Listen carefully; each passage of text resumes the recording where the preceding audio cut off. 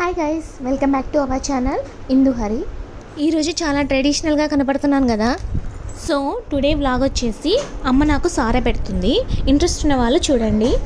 నాకు ఇలా సారె పెట్టడం థర్డ్ టైం అనమాట. ఫస్ట్ టైం వచ్చేసి పెళ్ళైన తర్వాత కాపురానికి వెళ్ళేటప్పుడు పెట్టారు. సెకండ్ టైం మా పెద్ద బాబు పుట్టినప్పుడు పెట్టారు. ఇది థర్డ్ టైం. మా చిన్న బాబుకి 5th మంత్ వచ్చింది. సో అత్తగారింటికి వెళ్ళాలని చెప్పేసి సారె పెట్టి తీసుకుని వెళ్తుంది.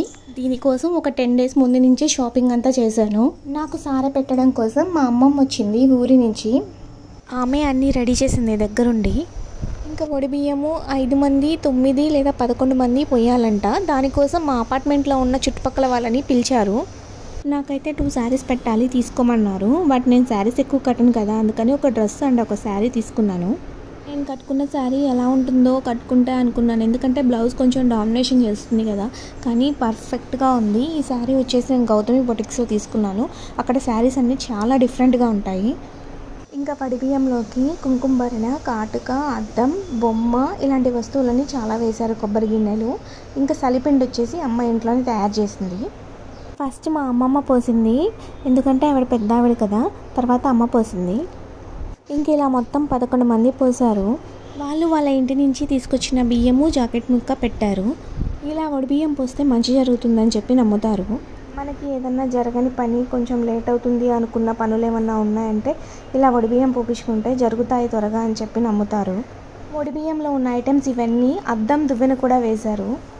ఫైనల్గా వడి బియ్యం పోపించుకున్నాక నా లుక్ ఇలా ఉంది. చాలా ట్రెడిషనల్గా అనిపించింది నాకు.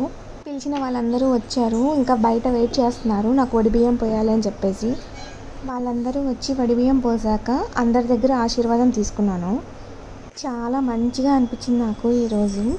ఇలా వడి బియ్యం 3 times మెయిన్గా పోస్తారు. ఆ తర్వాత ఎన్నిసార్లు అయినా పోసుకోవచ్చు. కాకపోతే ఇలా కాకుండా సింపుల్గా చేస్తారంట.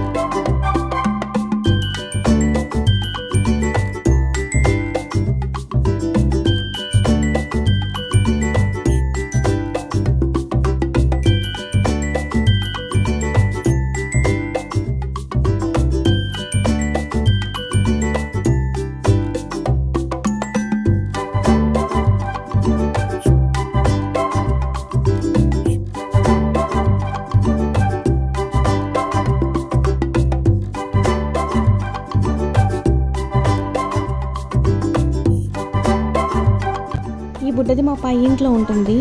ఎంత క్యూట్గా ఉంటుందో, తెగ తిప్పేసుకుంటుంది పిలిస్తే. ప్రతిదీ నేను చేస్తా అని ముందుకు వస్తుంది.